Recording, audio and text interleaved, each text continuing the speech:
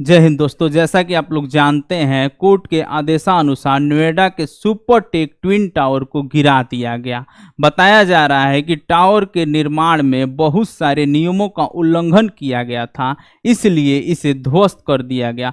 भारत में पहली बार इतनी ऊंची बिल्डिंग को गिराया गया है, ध्वस्त किया गया है। नोएडा के ट्विन टावर को ध्वस्त करने के लिए कंट्रोल इम्प्लोजन का इस्तेमाल किया गया, यानी कि नियंत्रण विस्फोटक का इस्तेमाल किया गया। दोनों टावरों को ध्वस्त करने के लिए 3700 किलोग्राम विस्फोटक का इस्तेमाल किया गया। इस बिल्डिंग को ध्वस्त होने में लगभग 13 सेकंड का समय लगा और बिल्डिंग पूरी तरह से ध्वस्त हो गई। बिल्डिंग से लगभग 80,000 टन निर्माण और ध्वस्त कचरा निकला। अगर हम बात करते हैं कंट्रोल इम्प्लोजन के बारे में, तो इसे वाटरफॉल इम्प्लोजन के रूप में भी जाना जाता है। देखिए, इम्प्लोजन ऐसी शहरी विस्फोट के लिए उपयोग की जाने वाली एक विधि है जिसमें कंट्रोल इम्प्लोजन का इस्तेमाल होता है। यह तकनीकी गुरुत्वाकर्षण के सिद्धांतों का उपयोग करती है। इसमें बिल्डिंग के आधार को इस तरह से हटाया जाता है जिससे बिल्डिंग के गुरुत्वाकर्षण का केंद्र शिफ्ट हो जाए, जिससे बिल्डिंग आसानी से नीचे आ जाए। मान लीजिए बिल्डिंग को गिराते समय कोई गड़बड़ी हो जाए या बिल्डिंग अगल बगल के बिल्डिंगों को ऊपर गिर जाए, तब तो बहुत बड़का भारी प्रॉब्लम हो जाएगा। उस बिल्डिंग का आदमी लुंगी खुटियाते हुए आएगा, आप बोलेगा कि साहब हमारा बिल्डिंग तोड़ दिए, अब हमारे बिल्डिंग का भी डांड भरिए, फिर उनके भी बिल्डिंग का डांड भरना पड़ेगा। इसलिए इस तरह की बिल्डिंगों को गिराने के लिए बहुत ही खास तकनीकी का उपयोग किया जाता है। देखिए, पहली बार इस तकनीकी का इस्तेमाल करके 1773 में आयरलैंड के वाटरफोर्ड में होली ट्रिनिटी कैथेड्रल को नष्ट करने के लिए उपयोग किया गया था।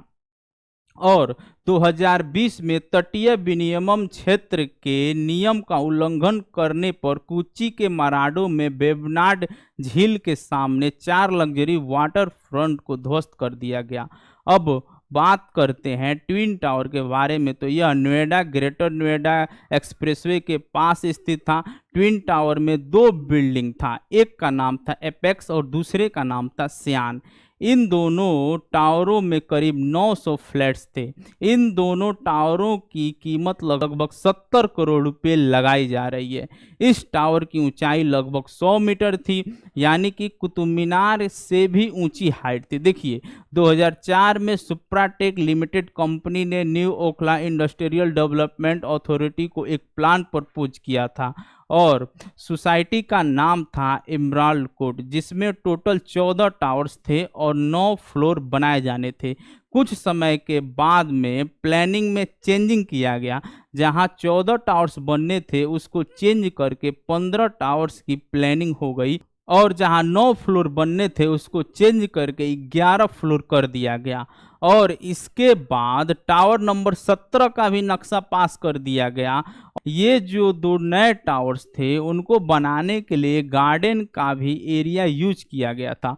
शुरू में कहा गया था कि टावर नंबर 16 और 17 24 फ्लोर के बनाए जाएंगे, लेकिन 2012 में इसको भी चेंज करके 40 फ्लोर का कर दिया गया।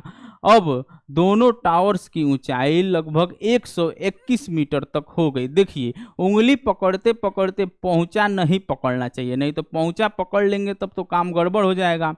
जो इमराल्ड कोर्ट के जो रेसिडेंस थे, जो आसपास के बिल्डिंग में जो रहने वाले लोग थे, उनको महसूस हुआ कि जो यह कंस्ट्रक्शन हो रही है यह लिमिट्स के बाहर हो रही है। उन्होंने नोएडा की जो अथॉरिटी है उनसे कहा कि आप ये परमिशन जो दिए हैं 2 टावर्स के बनने की उसको रद्द कर दीजिए, लेकिन अथॉरिटी ने फाइनली उनकी बात नहीं सुनी।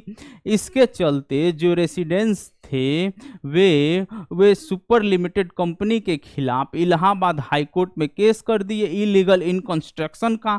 इलाहाबाद हाई कोर्ट जजमेंट पास करता है रेसिडेंस के हित में, स्थानीय लोगों के हित में, कि जो ये बिल्डिंग है वह इलीगल है और इसको ध्वस्त कर देना चाहिए। अब मामला सुप्रीम कोर्ट में पहुंच जाता है।